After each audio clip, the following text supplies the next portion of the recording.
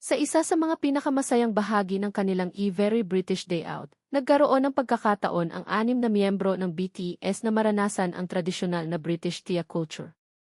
Habang nakaupo sila sa isang eleganteng tea room, kapansin-pansin ang kanilang excitement habang pinagmamasdan ang iba't ibang klase ng tsaa, pastries, at maliliit na sandwiches na nakahain sa mesa.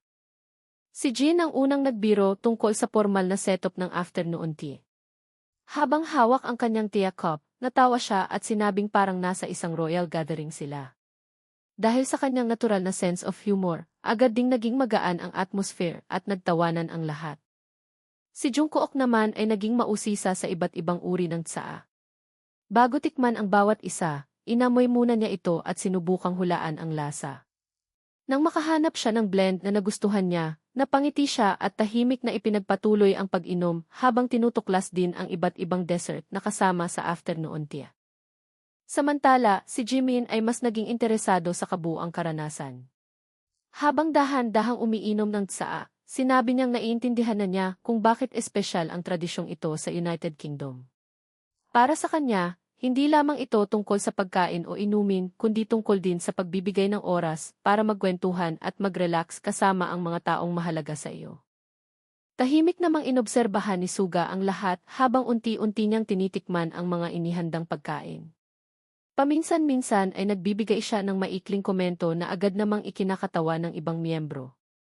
Kahit hindi siya gaanong madaldal, kitang-kita sa kanyang mga ekspresyon kung alin ang talagang nagustuhan niya. Hindi rin nagpahuli si J-Hope. Habang sinusubukan ang iba't ibang klase ng tsaa, pabiro niyang sinabi na kailangan niyang hanapin ang tamang timpla para sa kanyang panlasa. Nang tikman niya ang isang mas matapang na tea blend, napatawa siya at mabilis na kumuha ng isang matamis na pastry bilang pambalanse sa lasa. Si V naman ay tila agad nahulog ang loob sa mga dessert. Habang tikim ng scones at cakes, makikita ang kanyang masayang reaksyon sa bawat bagong lasa. Pabirong sinabi ni Jin na baka maubos ni V ang lahat ng matatamis sa mesa kung hindi sila kikilos agad, dahilan para muling magtawanan ang buong grupo. Isa sa mga pinakanakakatuwang bahagi ng kanilang karanasan ay ang pagsubok nilang kainin ang scones na may clotted cream at strawberry jam. Nagkaroon pa sila ng maliit na usapan kung alin ang dapat maunang ilagay. Habang sinusubukan nila ang iba't ibang paraan, nauwi ito sa masayang biruan at tawanan na lalong nagpakita ng kanilang natural na samahan. Habang tumatagal ang kanilang tea time, naging mas malalim ang kanilang kwentuhan. Nagbahagi sila ng mga alaala tungkol sa mga pagkaing nakasanayan nila sa Korea at ikinumpara ang mga ito sa kanilang natitikman sa United Kingdom. Hindi man pare-pareho ang kanilang panlasa, pare-pareho silang naging bukas sa pagsubok ng bagong kultura at bagong karanasan.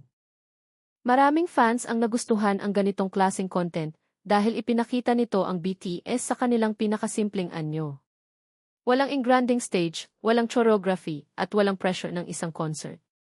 6 na magkakaibigan lamang na sabay-sabay na tumatawa, nagkukwentuhan, at sinusubukan ang isang tradisyong bahagi ng kulturang British. Sa bawat ngiti, biro, at simpleng reaksyon nila sa afternoon tea, mas lalo pang nakita ng mga tagahanga ang tunay na personalidad ng bawat miyembro. At iyon marahil ang dahilan kung bakit patuloy na minamahal ang BTS dahil kahit sa mga ordinaryong sandali, nagagawa nilang gawing masaya at memorable ang bawat karanasan para sa kanilang sarili at para sa milyon-milyong army na nanonood sa buong mundo.